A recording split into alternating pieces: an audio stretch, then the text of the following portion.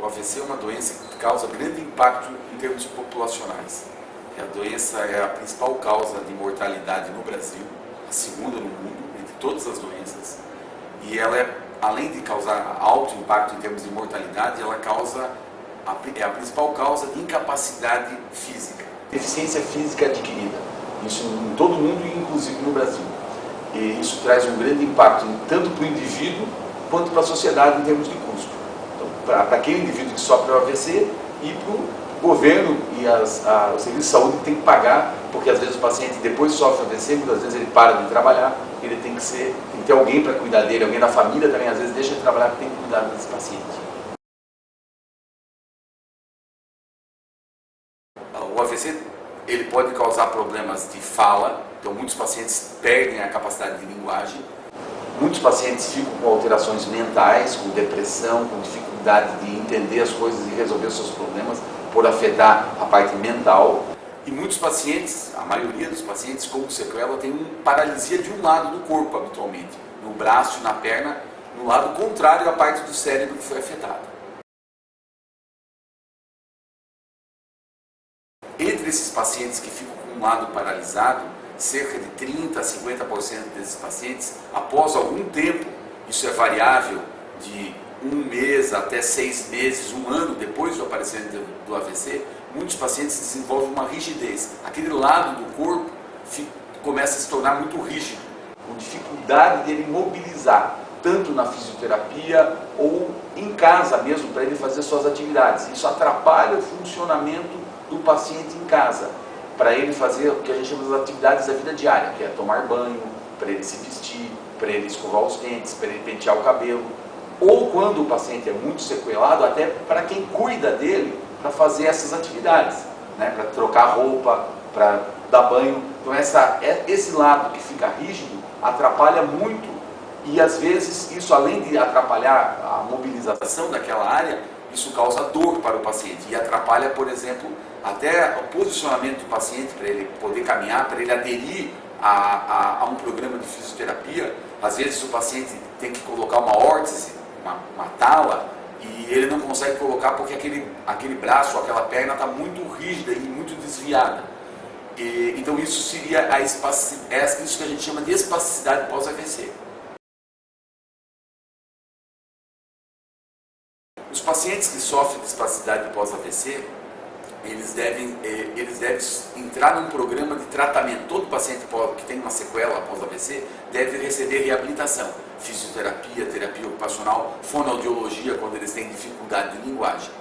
Os pacientes que desenvolvem espasticidade pós-AVC, além de entrar num programa de fisioterapia, onde são feitos movimentos, ensinam o paciente a voltar a andar, adapta essas órteses, eles podem se beneficiar de um produto chamado toxina botulínica. Toxina botulínica é uma substância que é injetada pelo médico especialista na área, é injetada nos músculos afetados, ele examina o paciente, ele determina quais músculos estão mais espásticos, quer dizer, mais rígidos, e injetando essa substância no tempo certo, essa substância comprovadamente, já cientificamente, ela reduz a espasticidade, quer dizer, ela facilita a mobilização daquele membro afetado. Isso vai fazer com que o paciente consiga ter um melhor resultado na fisioterapia, na adaptação das próteses, facilita o cuidado quando esse paciente é cuidado por outra pessoa, para ele se vestir, para ele tomar banho.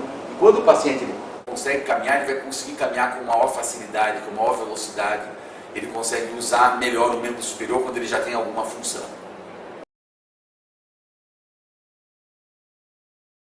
Os pacientes que sofreram AVC, que têm indicação para esse tratamento, não são todos os pacientes. São aqueles pacientes que sofrem a paralisia e têm essa rigidez, essa espasticidade. Então, esses pacientes que estão num programa de reabilitação e que se identifica que eles possam ter um benefício em reduzindo essa espasticidade, isso é determinado pelo médico, pelo fisioterapeuta, né, pelo grupo de reabilitação, se reúne e encaminha para o médico especialista nessa técnica de aplicação e decidem se esse paciente vai ter benefício.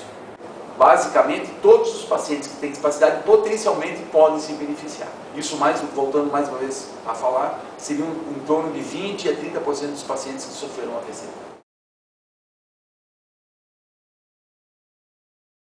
A toxina botulínica, ela é feita, como eu já comentei, ela é feita através da aplicação de injeções nos músculos afetados.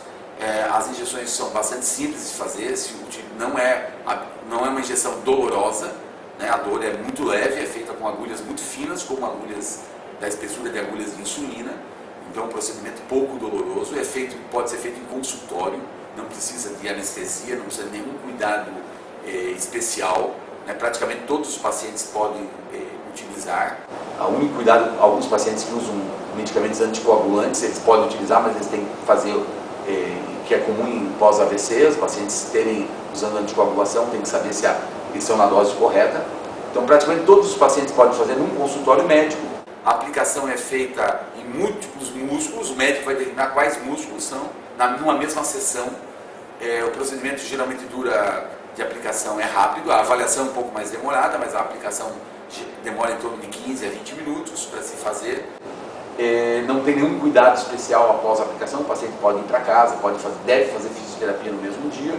O efeito começa habitualmente após 4 ou 5 dias da aplicação, o paciente começa a perceber que aquela área que foi aplicada começa a ficar um pouco mais fácil de se mobilizar, atinge um pico máximo de efeito em torno de 30 dias, e ele tem que repetir essas aplicações habitualmente após cada 4 meses em média, pode ser de 3 até 6 meses, de acordo com cada caso. O médico, então, depois de 30 dias, habitualmente ele reavalia, vê o efeito que teve a aplicação da toxina, e ele reavalia a dose que ele vai fazer, se ele vai reaplicar novamente, se teve uma boa resposta, e se aquela dose foi apropriada, se os músculos escolhidos foram apropriados.